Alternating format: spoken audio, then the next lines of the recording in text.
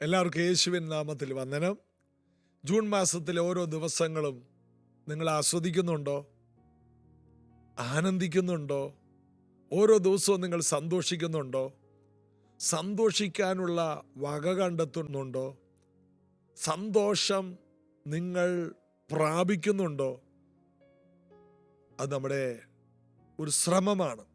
നാം സന്തോഷമില്ലാത്തപ്പോൾ സന്തോഷം സൃഷ്ടിക്കണം, ചിരി സൃഷ്ടിക്കണം. ദൈവം അബ്രഹാമിന് ചിരി ഉണ്ടാക്കി. അതാണ് ഇസഹാക്ക് എന്ന വാക്കിൻ്റെ അർത്ഥം, ചിരി. ദൈവം ചിരി ഉണ്ടാക്കും.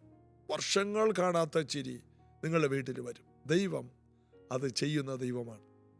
അമേരിക്കയിലെ എൻ്റെ ശുശ്രൂഷകളെ ഓർത്ത് നിങ്ങൾ പ്രാർത്ഥിക്കുന്നുണ്ടെന്ന് അറിയാം. നിങ്ങളെല്ലാവരും പ്രാർത്ഥിക്കണം. അമേരിക്കയിലുള്ള നിങ്ങളുടെ പല കുടുംബാംഗങ്ങളെയും കാണാൻ, ജീസസ് എവരിഡേ ശ്രദ്ധിക്കുന്ന പല പ്രിയപ്പെട്ടവരെയും പലയിടത്ത് വെച്ച് കാണാനും പ്രാർത്ഥിപ്പാനും എല്ലാം സഹായിക്കുന്ന ദൈവകൃപയ്ക്കായിട്ട് ദൈവത്തെ സ്തുതിക്കുന്നു.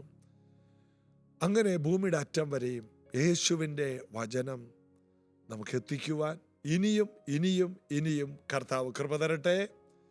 ഈ ആദ്യത്തെ ആഴ്ചയും ഈ ആഴ്ചയും അടുത്ത ആഴ്ചയുടെ പകുതി വരെയും ഞാൻ US പല സ്ഥലത്തും ഉണ്ടായിരിക്കും. പ്രാർത്ഥനയിൽ ഓർക്കുക, direction is so much more important than speed. നമുക്ക് വേഗതയാണ് നമ്മളെപ്പോഴും ഫോക്കസ് ചെയ്യുന്നത്. എല്ലാം വേഗം ചെയ്യണം, എല്ലാം വേഗം ചെയ്യണം, പെട്ടെന്നാകട്ടെ. എന്നാൽ നമുക്ക് വേണ്ടത് വേഗത മാത്രമാണോ? വേഗതയോടെ ഒത്തിരി കാര്യങ്ങൾ ചെയ്യുന്നവർ നമ്മുടെ സമൂഹത്തിലുണ്ട്. എന്നിട്ട് അവരെന്താ പരാജയപ്പെടുന്നത്? അവരുടെ ഡയറക്ഷൻ തെറ്റാണ്. അവർ വേഗത്തിൽ ഒരുങ്ങിപ്പോകുന്നത് എങ്ങോട്ടാ? അവർക്ക് വണ്ടിയുണ്ട്, വേഗതയുള്ള വണ്ടിയുണ്ട്, പല രാജ്യങ്ങളിലേക്ക് വേഗത്തിൽ പോകുന്നു. എന്നാൽ അവരുടെ ഡയറക്ഷൻ തെറ്റാണെങ്കിൽ ആ വേഗത കൊണ്ട് മറ്റുള്ളവരെ ഇങ്ങനെ പറയാം, ഞങ്ങൾ ഭയങ്കര തിരക്കുള്ളവരാണ്. എന്നാൽ ഒരു ഒച്ചിനെ നോക്കി, ദൈവം സൃഷ്ടിച്ച ആ ഒച്ച്, അവർ പരാജയപ്പെടുന്നില്ല. അവർക്ക് വളരെ വേഗത കുറവാണ്. എന്നാൽ അവരുടെ ഡയറക്ഷൻ തെറ്റുന്നില്ല. അവർ കൃത്യമായിട്ടാണ് യാത്ര ചെയ്യുന്നത്. അതുകൊണ്ട് അവരൊരു പരാജയമല്ല. ഡയറക്ഷൻ തെറ്റി എന്നുള്ളതിൻ്റെ തെളിവ് പിന്നെ അടുത്ത ജനറേഷൻ ഇല്ല.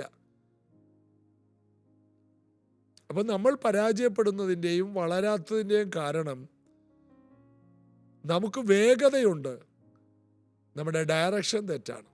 ഒരു ഞായറാഴ്ച കൂട്ടായ്മ മുടക്കരുത്, ഒരുമിച്ച് കർത്താവിനെ സഭ ആരാധിക്കണമെന്നുള്ള ഒരു ഡയറക്ഷൻ കർത്താവ് നമുക്ക് തന്നിട്ടുണ്ട്. എന്നാൽ ചിലരെന്ത് ചെയ്യും? സഭായോഗം ഉപേക്ഷിച്ച് വേറെ ഡയറക്ഷനിലാണ്. ഒരു ദൈവിക കൂട്ടായ്മയുടെ ഡയറക്ഷനിലേക്കല്ല, വളരെ വേഗത്തിൽ വേറെ ഏതോ വഴിക്ക് തിരിയുകയാണ്. നോക്കുമ്പോൾ ഭയങ്കര തിരക്ക്. ഇത് കാണുമ്പോൾ വിശ്വാസത്തിൽ വന്നവരുടെ കുഞ്ഞുങ്ങൾ പോലും കൊണ്ട് അവരെ നോക്കി എന്തൊരു തിരക്കാണ്. ഞായറാഴ്ച പോലും പലതും ചെയ്യുന്നു. കുഞ്ഞെ, നമ്മൾ വളരെ സ്ലോ ആയിട്ടാണെങ്കിലും നമ്മുടെ ഡയറക്ഷൻ കറക്റ്റാണ്. നമ്മൾ ചെന്നെത്തുന്നത് ശരിയായ അനുഗ്രഹത്തിലായിരിക്കും. എല്ലാവരും സിയോനിൽ ദൈവസന്നിധിയിൽ ചെന്നെത്തുന്നു. ചിലപ്പോൾ ഒരു സൈക്കിൾ മാത്രം ഉണ്ടാകും, ചിലപ്പോൾ നടന്നും ഓട്ടോറിക്ഷയിലും വള്ളം കയറിയും ബോട്ട് കയറിയും ചങ്ങാടം കയറിയൊക്കെ ആയിരിക്കും ഒരു പ്രാർത്ഥനയ്ക്ക് നിങ്ങൾ പോകുന്നത്. എന്നാൽ നിങ്ങളോട് പറയട്ടെ, നിങ്ങൾ വളരെ സ്ലോ ആയിട്ടാണ് കാര്യങ്ങൾ ചെയ്യുന്നതെങ്കിലും നിങ്ങളുടെ ഡയറക്ഷൻ, ലക്ഷ്യം കറക്റ്റാണ്. നിങ്ങൾ പോകുന്ന വഴി ശരിയാണ്. അതുകൊണ്ട് നിങ്ങൾ ആഗ്രഹിച്ച തുറമുഖത്ത് എത്തിയിരിക്കും. ഡയറക്ഷൻ തെറ്റാണെങ്കിലോ? അബ്രഹാം ലോത്തിനോട് പറഞ്ഞു, നിനക്ക് ഏത് ഡയറക്ഷനിലും പോകാം, എന്നാൽ എനിക്ക് ഒരു ദൈവിക ഡയറക്ഷനുണ്ട്. ഉൽപ്പത്തി പുസ്തകം 13 നീ ഏത് വേണമെങ്കിലും തിരഞ്ഞെടുത്തു. ലോത്ത് തിരഞ്ഞെടുത്ത ഡയറക്ഷൻ, അവൻ അവിടെ നിന്ന് പിന്നത്തേതിൽ ഓടേണ്ടി വന്നു. ഓടുന്ന വഴിക്ക് ഭാര്യ തിരിഞ്ഞു നോക്കി, അവൾ ഉപ്പ് തൂണായി മാറി. ഇസ്രായേലിൽ ചെന്നപ്പോൾ ആ ഉപ്പ് തൂണിനെ ഞങ്ങൾ കണ്ടു. ആ ലോത്തിൻ്റെ മക്കൾ വഴി തെറ്റിപ്പോയി. തലമുറകൾ വഴിയാധാരമായി. പാപത്തിൻ്റെ പരിണിത ഫലമായി ജനറേഷനെ നശിച്ചു പോയി. എന്നാൽ ലോത്തിന് എല്ലാ അനുഗ്രഹങ്ങളും പെട്ടെന്നായിരുന്നു. മക്കൾ ജനിച്ചതും സമ്പത്തുണ്ടായതും നീരോട്ടമുള്ള സ്ഥലം കിട്ടിയതും. അബ്രഹാമിനെല്ലാം വൈകിയെങ്കിലും ഡയറക്ഷൻ ശരിയായിരുന്നു. അവൻ ദൈവത്തിൻ്റെ വഴിയിലായിരുന്നു.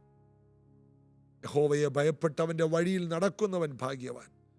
നിനക്ക് നന്മ വരും, നന്മ വരും. ദൈവ വഴിയിൽ പതുക്കെ പോയാലും കുഴപ്പമില്ല. ദൈവ വഴിയിലാണോ? സ്പീഡല്ല നമുക്ക് വേണ്ടത്, ഡയറക്ഷനാണ് വേണ്ടത്.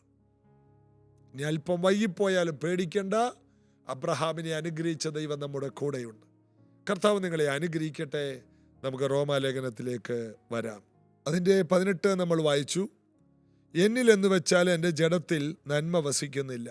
എന്നിൽ എന്ന് പറയുന്നത് എൻ്റെ ജഡത്തിൽ നന്മ വസിക്കുന്നില്ല. എന്നാൽ എൻ്റെ ആത്മാവിലോ നന്മ വസിക്കുന്നുണ്ട്.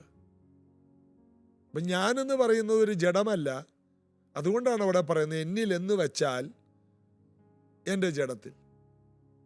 അപ്പം നന്മ വസിക്കുന്ന എവിടെയാണ്? എൻ്റെ ആത്മാവിൽ. എൻ്റെ ആത്മാവിൽ യേശു വസിക്കുന്നു. എന്നിലുള്ളവൻ ലോകത്തിലുള്ളവനേക്കാൾ വലിയവൻ. പിതാവും പുത്രൻ്റെ കൂടെ എന്നിൽ വസിക്കുന്നു. പരിശുദ്ധാത്മാവ് എന്നിൽ വസിക്കുന്നു. അതായത് സ്വർഗം മുഴുവൻ എൻ്റെ ഉള്ളിലുണ്ടെന്ന്. എന്നിൽ അത് അർത്ഥമാക്കുന്നത്, പൗലോസ് അർത്ഥമാക്കുന്നത്, എന്നിൽ എന്ന് അർത്ഥമാക്കുന്നത് ജഡമാൻ ആണ്, ആത്മാവല്ല. അതുകൊണ്ടാണ് 3 യോഹന്നാൻ 2 പറയുന്നത്, പ്രിയനെ നിന്റെ ആത്മാവ് ശുഭമായിരിക്കുന്നത് പോലെ നിന്റെ ജഡത്തിലും നീ ശുഭമായിരിക്കണം എന്ന് ഞാൻ പ്രാർത്ഥിക്കും. സകലത്തിലും ദേഹം, ദേഹി, ആത്മാവിൽ എല്ലാ വഴിയിലും ശുഭമായിരിക്കണം. നമ്മുടെ ആത്മാവ് പെർഫെക്റ്റ് ആണ്, യേശുവിനെ പോലെയാണ്. അതുകൊണ്ട് നമ്മൾ ആത്മികരായി മാറിയാൽ ജഡം കയറി കളിക്കൂല. നമ്മുടെ ജഡം കയറി നമ്മളെ ദേഷ്യപ്പെടുത്തി മറ്റുള്ളവരുടെ മുമ്പിൽ നമ്മളെ നാറ്റക്കേസാക്കി വിവരക്കേടാക്കി മാറ്റുമ്പോൾ ഇല്ല, ഞാനൊരു ആത്മീകനാണ്.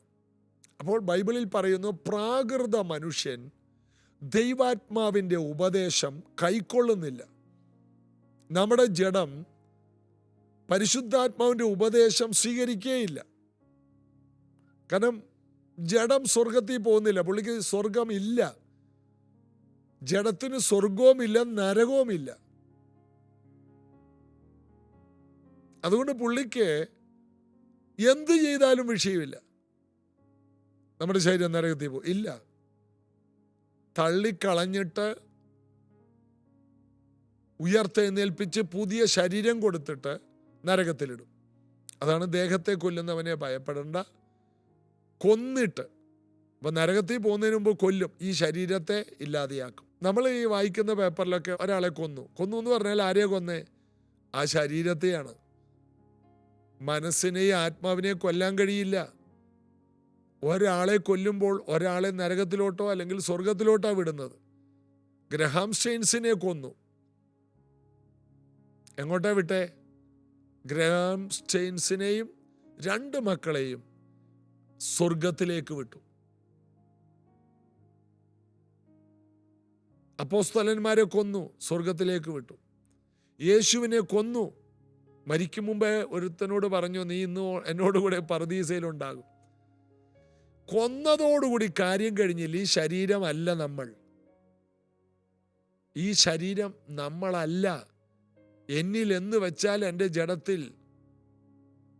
അപ്പോൾ വാസ്തവത്തിൽ ഞാനെന്ന് പറയുന്നത് ആത്മാവാണ്. ആത്മാവിനെ പോഷിപ്പിക്കണം, ആത്മാവിനെ ബലപ്പെടുത്തണം, ആത്മാവിനെ ശക്തീകരിക്കണം.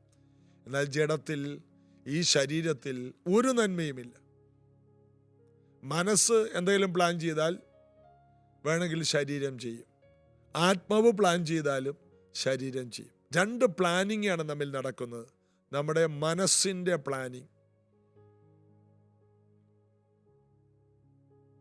അതാണ് ഈ ലോകത്തിലുള്ള സമ്പന്നരും നിരീശ്വരവാദികളും ദൈവമില്ലാത്തവരെല്ലാം ഉപയോഗിക്കുന്നത്. എന്നിട്ട് അവർ പറയും, ഞങ്ങൾ കണ്ടില്ലേ ഉയർന്നു വരുന്നു. മനസ്സ് ശരിയായിട്ട് ഉപയോഗിച്ചാലും ഭൗതിക ഉയർച്ചകളുണ്ടാകും, ലൗകിക ഉയർച്ചകളുണ്ടാകും. എന്നാൽ ആത്മാവിന് മാത്രമേ എല്ലാ നിലയിലുള്ള ഉയർച്ചയും തരാൻ കഴിയും. ഭൗതിക ഉയർച്ച, മിറക്കിൾ മണി തരാൻ കഴിയും ആത്മാവിന്. മോശ മിസ്രൈമിൽ നിന്ന് ജനത്തെ കൊണ്ടുവന്നപ്പോൾ അവർക്ക് ലഭിച്ചത് മിറക്കിൾ മണി പോലെയാണ്. ആകാശത്തിൽ നിന്ന് മന്ന പെയ്തു. എന്നാൽ കനാനിലെത്തിയപ്പോൾ അവരെ അവിടുത്തെ വിളവ് അനുഭവിച്ചപ്പോൾ അതിൻ്റെ പിറ്റേ ദിവസം മന്ന നിന്നുപോയി. മിറക്കിൾ മണി എന്തെങ്കിലും ഒരു കാര്യം നമ്മുടെ കയ്യിൽ വരും വരെ മിറക്കിൾ മണിയിൽ നടത്തും. അതിൻ്റെ അർത്ഥം എപ്പോഴും എന്തെങ്കിലും ഉണ്ടാകും. ഒരാത്മീകന് മിറക്കിൾ മണി ഉണ്ട്. ഒരു ജഡീകന് മിറക്കിൾ മണി കാണാൻ കഴിയില്ല. അതായത് ഒരു കടക്കണിയാണ്. ജഡീകൻ കടക്കണിയിലൂടെ വീട് വിറ്റേ വാടക പോവും. ഒരാത്മീകൻ കടക്കണിയിലാണെങ്കിൽ, ഞാൻ നിങ്ങളോട് ആരോടൊക്കെ ദൂത് പറയുന്നു, കടക്കണിയിലാണെങ്കിൽ അവൻ അവിടെ ഇരുന്ന് പ്രാർത്ഥിച്ചു ഉപവസിച്ചും മിറക്കിൾ മണിയിലൂടെ ആ കടം വീട്ടും. അവന് വഴി തുറക്കും. പുതിയ അത്ഭുതം അവൻ കാണും. ജീവനുള്ളവരുടെ ദേശത്ത് ദൈവത്തിൻ്റെ നന്മയവൻ കാണും. അവൻ അനുഗ്രഹം കാണും. പ്രതികൂലത്തിൻ്റെ നടുവിൽ അവൻ ഉയർത്തെഴുന്നേൽക്കും. അതാണ് ആത്മീകൻ. ആത്മീകൻ എന്ന് പറഞ്ഞാൽ പാപം ചെയ്യാതിരിക്കുന്നവൻ മാത്രമല്ല, അവൻ്റെ ലൈഫ് സ്റ്റൈൽ എന്ന് പറഞ്ഞാൽ സൂപ്പർ നാച്ചുറൽ ആയിരിക്കും. സൂപ്പർ നാച്ചുറൽ കാര്യങ്ങൾ കാണണമെങ്കിൽ ആത്മീകനായിട്ട് മാറണം. അല്ലാതെ പാപം ചെയ്യില്ലേ മക്കളെ എന്ന് പറയാനല്ല ഞാനിരിക്കുന്നത്. അത് വേണം. എന്നാൽ അതിനേക്കാൾ മൂല്യമേറിയ എന്തൊക്കെയോ ദേശക്കാർ പറയണം. എങ്ങനെ ഇവൻ ഉയരുന്നു? നമുക്കുള്ളതിൻ്റെ 10 മടങ്ങ് കടമുണ്ടായി, നമുക്കുള്ളതിൻ്റെ 10 മടങ്ങ് കുടുംബ പ്രശ്നമുണ്ടായി, നമുക്കുള്ളതിനേക്കാൾ വലിയ അപകടം ഇവർക്കുണ്ടായി. എന്നാൽ ആത്മീകൻ എല്ലാറ്റിൽ നിന്നും പുറത്തു വരും. അതുകൊണ്ടാണ് നീതിമാൻ അനർത്ഥങ്ങൾ അസംഖ്യം, അവ എല്ലാറ്റിൽ നിന്നും അവൻ വെളിയിൽ വരും, വിടുവിക്കപ്പെടും. നീതിമാൻ പന പോലെ തഴച്ച് വളരും, ലബാനോനിലെ ദേവദാരു പോലെ. കാരണം ആത്മാവിൽ ജീവിക്കുന്നവൻ, ആത്മാവാണ് അവനെ നയിക്കുന്നത്. ഫിലിപ്പോസിനെ എടുത്തുകൊണ്ട് പോയതുപോലെ ആത്മീകനെ ആത്മാവ് എടുത്തുകൊണ്ട് പോകും.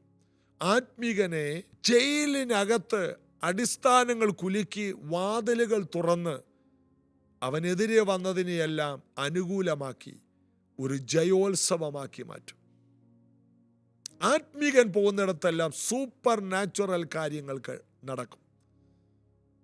ഈ സത്യങ്ങൾ തിരിച്ചറിയാത്ത വ്യക്തികൾ വലിയ തിരക്കുള്ളവരായിരിക്കും, എന്നാൽ ജഡീകന്മാരായിരിക്കും. ഒരു മനസ്സുകൊണ്ടായിരിക്കും കാര്യങ്ങൾ പ്ലാൻ ചെയ്യുന്നത്. എന്നാൽ ഒരു ആത്മീകൻ പ്ലാൻ ചെയ്യുന്നത് രാവിലെ എഴുന്നേൽക്കുമ്പോൾ ഇന്ന് ഇത്ര നേരം ബൈബിൾ വായിക്കണം, ഇത്ര നേരം പ്രാർത്ഥിക്കണം, ഇത്ര നേരം ദൈവത്തോടുകൂടെ നടന്നിരിക്കും, ഒരു നല്ല ക്രിസ്തീയ പാട്ട് ഞാൻ പഠിച്ചിരിക്കും, ഞാനൊരു വാക്യം പഠിച്ചിരിക്കും, എനിക്ക് ബൈബിളില്ലാതെ ജീവിക്കാൻ കഴിയില്ല, ഒരു മീറ്റിംഗ് ഞാൻ മുടക്കത്തില്ല. ഈ ഒരു ലൈനിൽ പിടിക്കുന്നവർ അവർ സൂപ്പർ നാച്ചുറൽ കാണും. നിങ്ങളുടെ വീട് ഒരു അത്ഭുതമാകാൻ ഞാൻ നിങ്ങളോട് പറയുന്ന ഈ സത്യങ്ങൾ നിങ്ങൾ മുഖവിലക്കെടുത്ത് നിങ്ങളെ തന്നെ അനുഗ്രഹമാക്കി മാറ്റി പ്രാർത്ഥിക്കാം.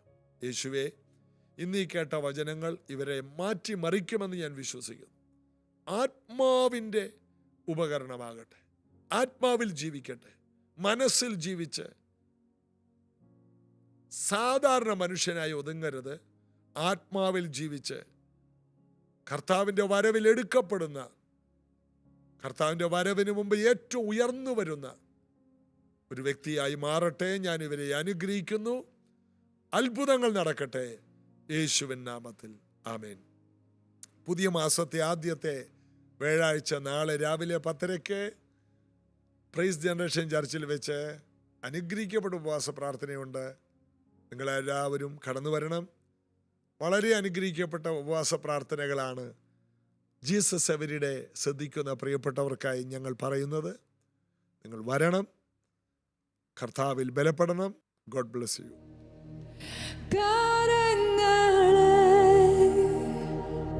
ഉയർത്തിക്കൊണ്ട് ആരാധിക്കുന്നു യേശു കർത്താനെ. കരങ്ങളെ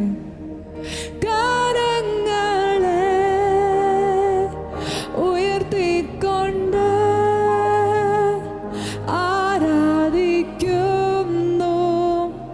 യേശു കർത്താനെ സ്തുതിക്കുന്നു ഞാൻ, സ്തുതിക്കുന്നു ഞാൻ യേശു കർത്താനെ നന്ദിയോടെ തൻ സന്നിധോ സ്തുതിക്കുന്നു ഞാൻ യേശു കർത്താനെ